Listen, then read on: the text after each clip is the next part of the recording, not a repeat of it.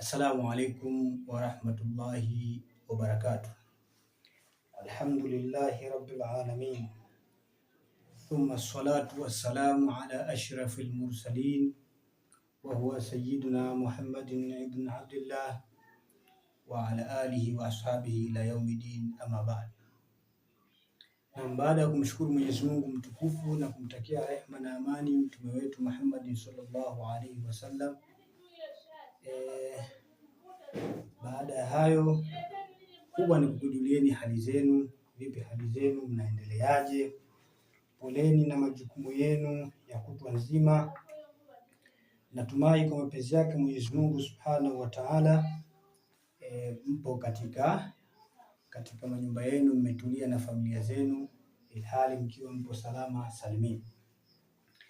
Na kwa wale ambao ndugu zetu ambao wana matatizo ya aina mbalimbali, basi zetu ni dua. Tunaombea dua kwa Mwenyezi Mungu Subhanahu wa Ta'ala aweze kukuondoleeni matatizo hayo na aweze kukuondoleeni shida hizo, muwe katika hali ya salama na amani, na muwe katika hali yenu ambayo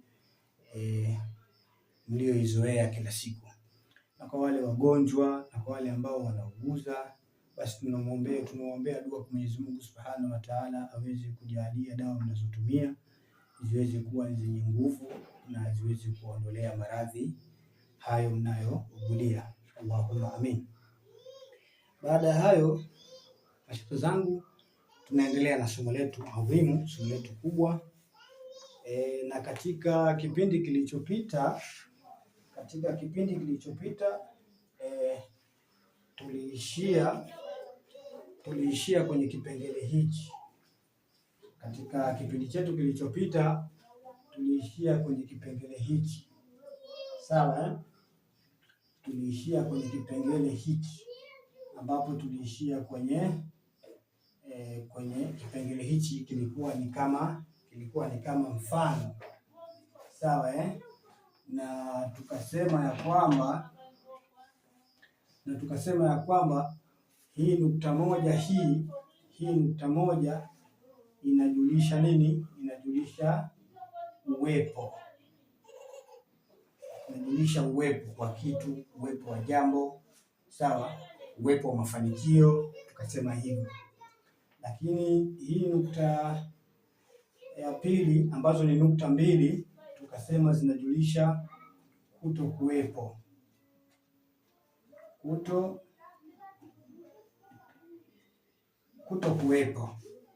kuwepo kwa jambo, kuto kuwepo kwa mafanikio, kuto kuwepo kwa kupata kitu fulani. Hapo ndipo tulipoishia, kama mtakuwa mnakumbuka vizuri. Na nikasema tukija leo tutaanzia ukurasa wa 9 katika hichi kitabu chetu. Kasema tutaanzia katika ukurasa wa 9 katika hichi kitabu chetu, kwa wale ambao wana hichi kitabu ambacho ni chenye namba. Lakini kwa wale ambao hawana hichi kitabu ambacho chenye namba, bado pia watakuwa wanaelewa kwamba tupo katika hatua gani. Sasa katika mwendelezo wa somo letu hili adhimu, tukasema kwamba kipengele kitakachofuatia katika ukurasa huo wa 9, kama nilivyosema, kuna kitu kinachoitwa ama, tukasema baada, hapa ndipo tunapoanzia. Sawa,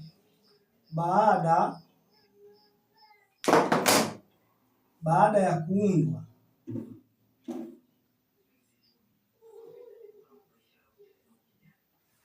Baada ya kuundwa, sawa, kuundwa nini? Maana yake ya kuundwa hii shikeli. Nafikiri tulisoma katika masomo kule nyuma, tutakuwa tunakumbuka vizuri kwamba baada ya kuundwa, sawa, baada ya kuundwa kwa maana hii shikeli, tukasema kwamba kuna kitu kinaitwa, sawa, kuna kitu kinaitwa, kwa maana kwamba kuna uchambuzi.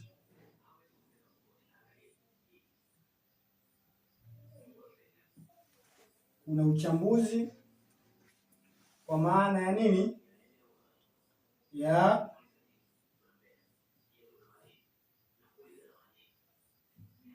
tahlili. Sawa Ama kwa Kiarabu unaweza ukaandika hivi. Kuna kitu hichi kinaitwa tahlili. Sawa Lakini pia vile vile na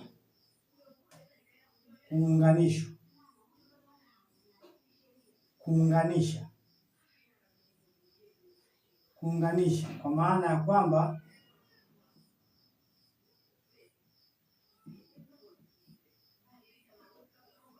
tarkibi, ama unaweza ukaandika kwa Kiarabu ukaandika hivi tarkibi.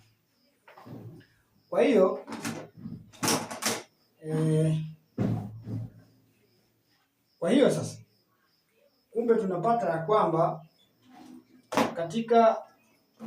katika somo letu ambalo tunaloliendea leo,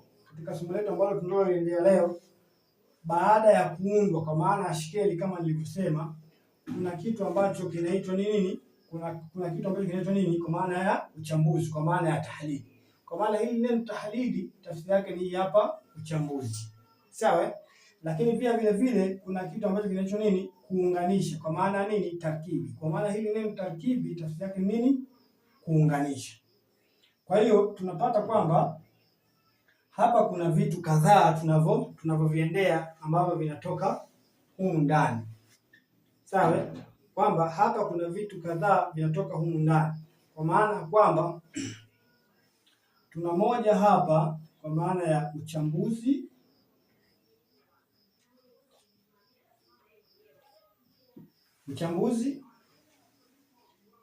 Sawa Lakini mbili hapa na kitu tunaita nini?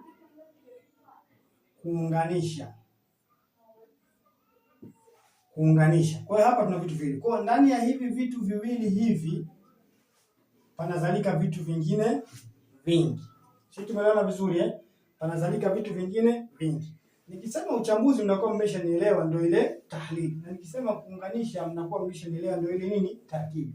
Kwa hiyo kuna kuchambua halafu na kuna kuunganisha. Sawa? Halafu kuna nini? Kuna kuunganisha. Sasa tukaangalia vitu ambavyo vinavyozalika humu ndani ya hivi vitu viwili.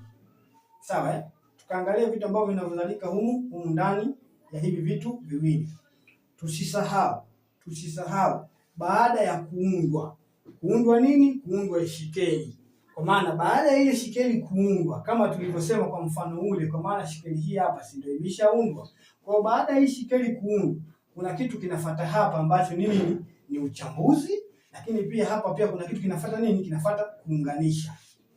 Sasa na baada ya hapo pia ya uchambuzi na kuunganisha, kuna vitu vingine vinazalika hapa. Kwa hiyo inshallah tufuatane taratibu na mnifuatishe vizuri, mtanielewa kwamba nini ambacho ninachokusudia ama nini ambacho tunachokwenda kukisoma, na inshallah mtanielewa tu. Sasa tunaanza na kitu cha kwanza. Sawa Tunaanza na kitu cha kwanza kwa maana nini? Kwa maana ya uchambuzi.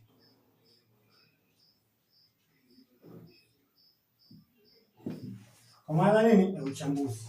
Sawa Huu uchambuzi hapa anatuambia kwamba ni kuchambua mfumo wa tabia. Ili kuelewa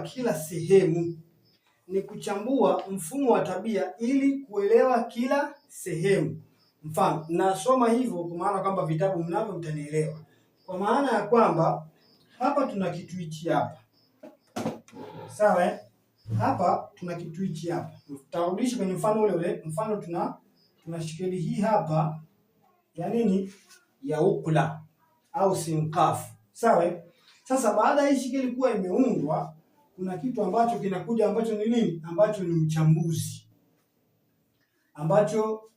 uchambuzi. Na huu uchambuzi akasema kwamba ni kuchambua mfumo wa tabia ili kuelewa kila sehemu. Tunachambua vipi? Kwa maana kwamba hapa tulipata kwamba kuna tabia na hapa kuna tabia na hapa kuna tabia na hapa kuna tabia. Sasa ni kuchambua kila mfumo wa tabia ili kuelewa kila sehemu. Kwa hiyo hii tabia ya hapa ambayo ni moto tunatakiwa tunifanye nini? Tuielewe, tuichambue, tuielewe. Na hii hapa ni upepo, sawa? Tunatakiwa tuchambue na tufanye nini? Tuelewe. Na hapa kuna maji, sawa? Tunatakiwa tupaelewe. Na hapa kuna nini? Kuna udongo, tunatakiwa tupachambue, tuelewe kila nini? Kuelewa kila sehemu ya hili umbo baada ya kuwa limefanya nini? Baada ya kuwa limeundwa. Tunachambua vipi? Tufatane pamoja, mtanielewa. Sawa? Kwa hiyo maana ya uchambuzi alikuwa na maana hapo kwamba baada ya hii shikeli kuundwa, kinachofuata hapa ni kuchambua kila sehemu ili kuelewa maana ya kila sehemu iliyoko katika hii nini? Katika hili umbo. Sijui tunaelewa vizuri. Hizi tabia lazima zichambuliwe. Haya. Kitu cha pili hapo tukasema ni kufanya nini? Ni kuunganisha.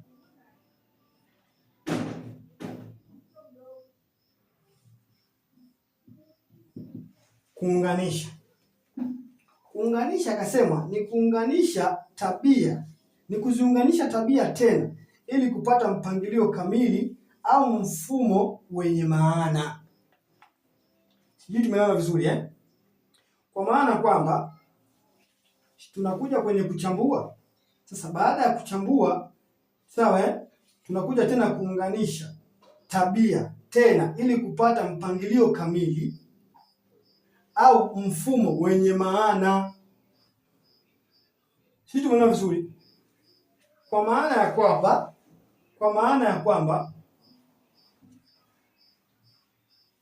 hili umbo linaundwa na nini? Na tabia 4. Sasa tunatakiwa tuchambue kama ambavyo nimekwisha kuambia. Sasa twende tena niwape tena mfano ili mnielewe. Hapa tunachambua. Sawa? Baada ili umbo kuumbwa tunachambua. Kwa maana kwamba hii nukta ya moto ya kwanza tunaichambua. Inasema nini? Inaeleza nini? Kutokana na swali husika tutakaloulizwa katika upigaji wetu wa nini? Wa ramli. Tukishakuja hapo tunachambua tena na hizi nukta mbili za nini? Za upepo. Sawa? Na baada hapo tena tunachambua tena nukta ya tatu ambayo ni nini? Ni ya maji. Baada hapo tena tunachambua tena nukta nini? Ya udongo. Sawa?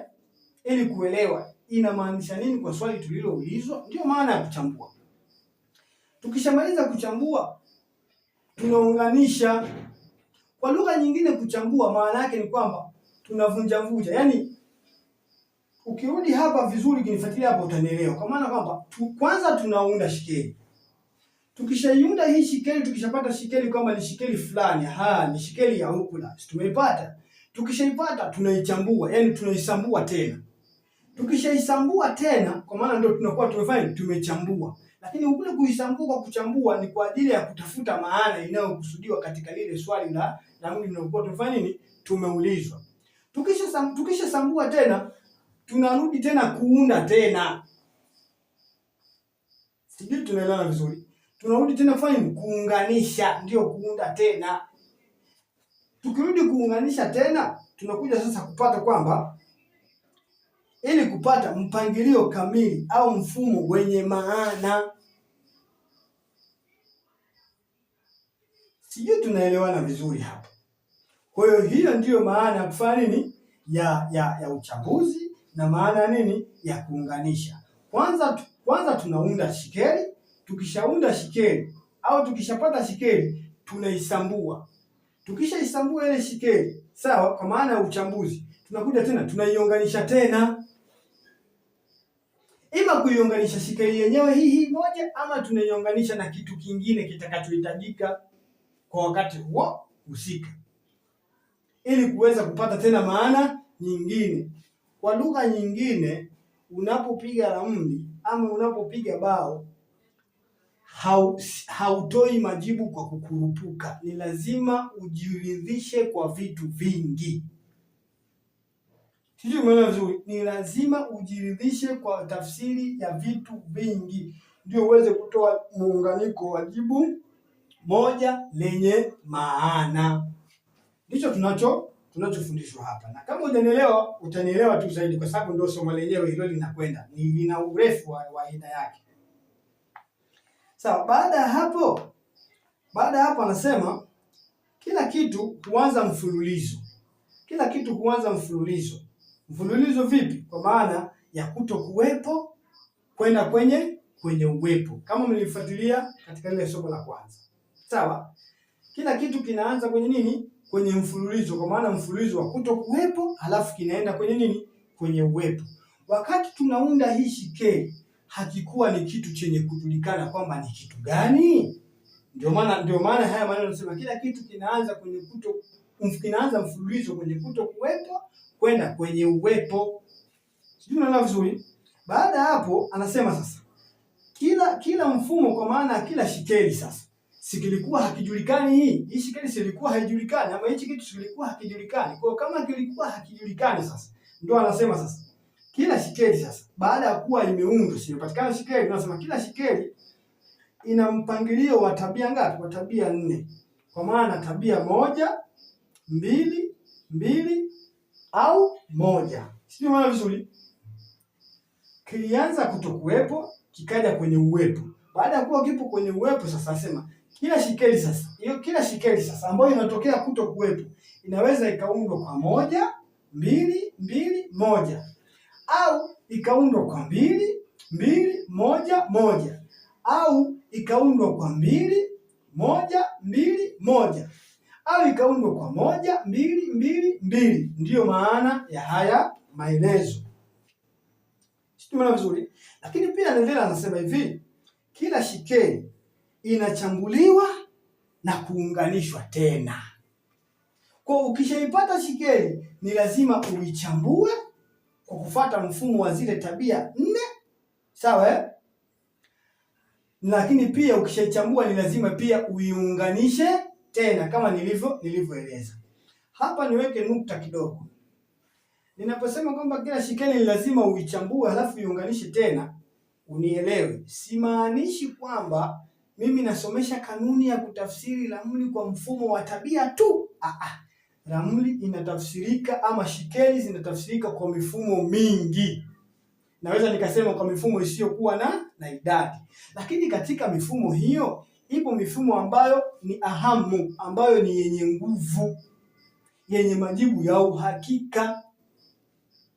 Unaweza ukatafsiri ramli, unaweza ukatafsiri bao lako kwa mfumo wa tabia kama hivi ya kuchambua shikeli na kuiunganisha, au unaweza ukachambua bao lako ramli yako kwa mfumo wa shikeli nzima, au unaweza ukachambua bao lako hilo la ramli kwa mfumo wa nyumba iliyoingia, au unaweza ukachambua bao lako bao lako hilo la ramli kwa mfumo wa nyumba na shikeli iliyoingia katika hiyo katika hiyo nyumba. Unaweza ukatafsiri bao lako la ramli kwa mfumo wa kaukabu inayotawala hiyo shikeli, au unaweza ukatafsiri bao lako kwa mfumo wa kaukabu inayotawala hiyo shikeli na hiyo shikeli yenyewe, au kwa mfumo wa hiyo kaukabu inayotawala hiyo shikeli na kwa mfumo wa hiyo shikeli na kwa mfumo wa umbo zima la hiyo shikeli na kwa mfumo wa tabia zinazounda hiyo shikeli. Kwa hiyo sio mfumo mmoja ambao unaotumika kutafsiri kutafsiri bao la ramli. Kwa hiyo ni lazima wewe kama mwalimu, wewe kama mtaalamu uwe na njia nyingi. Uwe na njia A, uwe na njia B, uwe na njia C, uwe na njia D. Hii mifumo yote ni lazima itakupasa wewe kila pahala uitumie yote kwa pamoja, ama utumie mfumo mojawapo. Hapa niwarudisheni kidogo kwa nini nasema hivi, na ili kuwafafanulia, ili kuondolea usiondoki hapa kwamba tunaondoka na kupata vitu. Tunasoma kitu kwanza kwa kina na tunakwenda hatua kwa hatua, yani kitu jinsi kinavyoanza na vile vitu vinavyopatikana ndani ya hicho kitu. Tawapeni mfano mmoja. Tawapeni mfano wa timu za mipira wa miguu. Sawa? Katika mchezo wa mpira wa miguu kuna kitu kinaitwa formation. Sawa? Kuna kitu kinachoitwa nini? Formation. Mwalimu huwa hachezi na formation moja. Mwalimu wa timu ya mpira wa miguu, ndio maana unasikia kwamba kuna 4-4-2. Sawa? Kuna 3-4-1-1. Sawa? Kuna 4-5-2.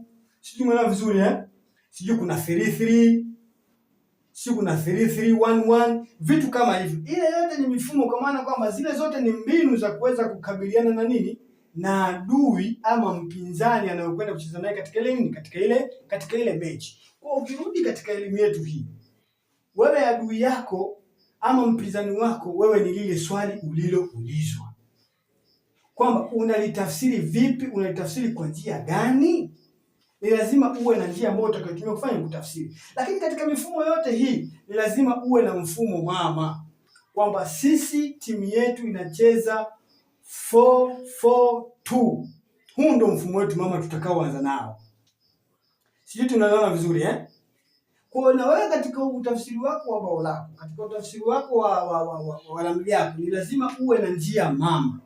Sasa hiyo njia mama unaipataje? Kwanza upitie njia, usome njia zote. Kwa katika zile njia zote tutakazojaliwa kuzisoma, mfano labda zimekuwa ni njia labda 10 za kutafsiri bao. Unabaki sasa unachagua ni njia gani ambayo mimi sasa ndio inakuwa muhimili wangu.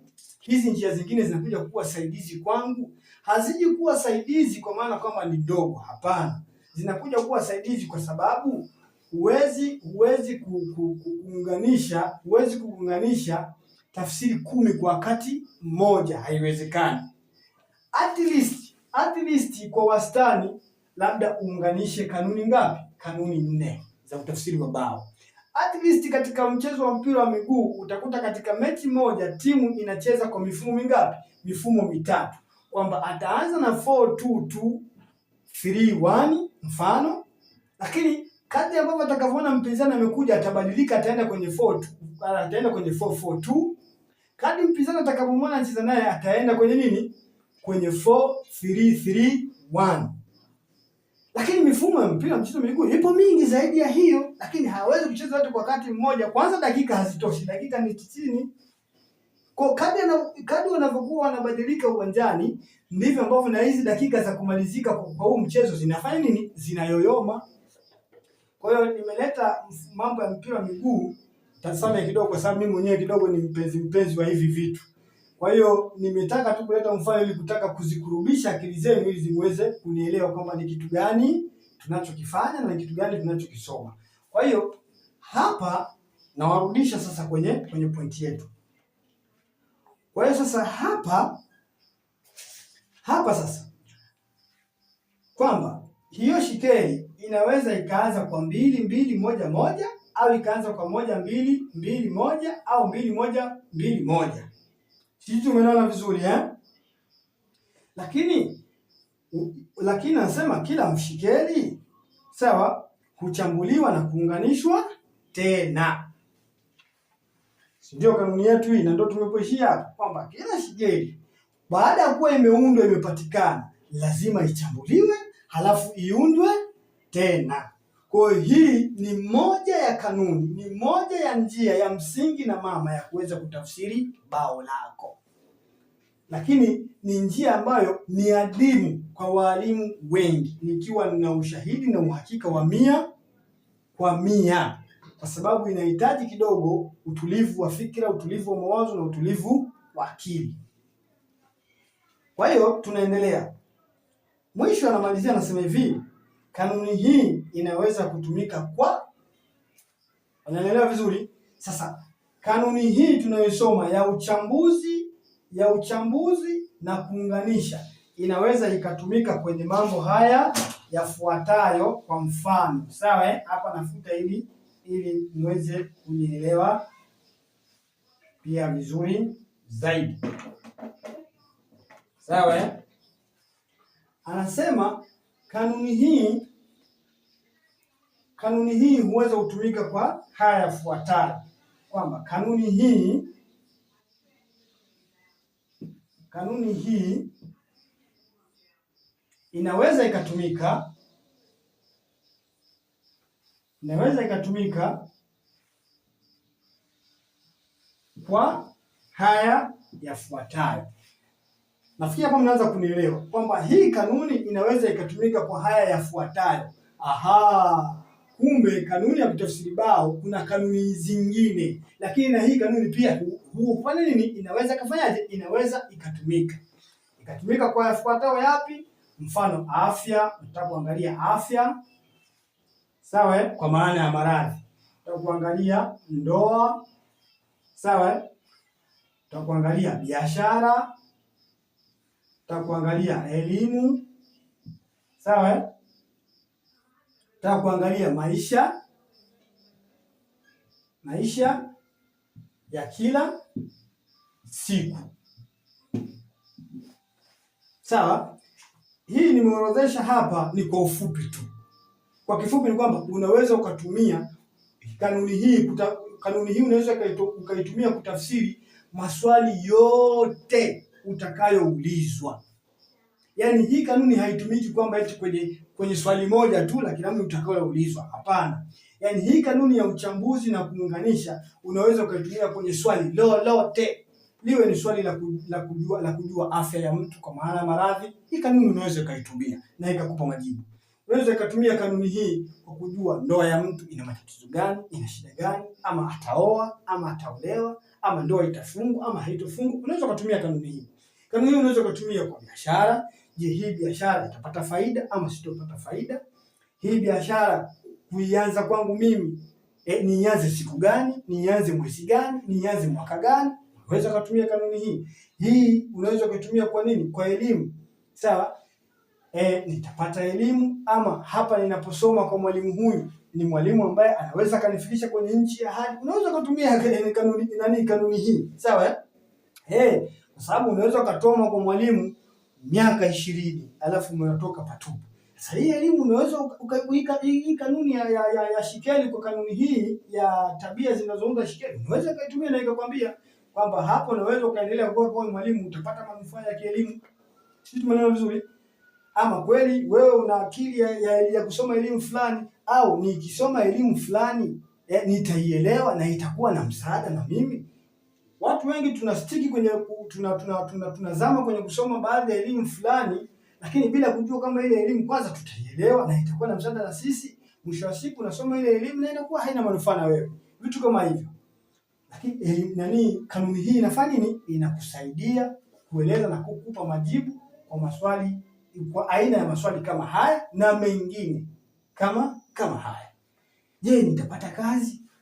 Je, huyu tajiri yangu ana mpango wa kunifukuza kazini? Kanuni hii inaweza kukupa majibu. Ndio mfano ama ndiyo maana ya haya maelezo ambayo aliyokuwa akitueleza. Sisi tumeelewana vizuri? Sasa hapa tufute alafu tuendelee katika kipengele kinachofuata.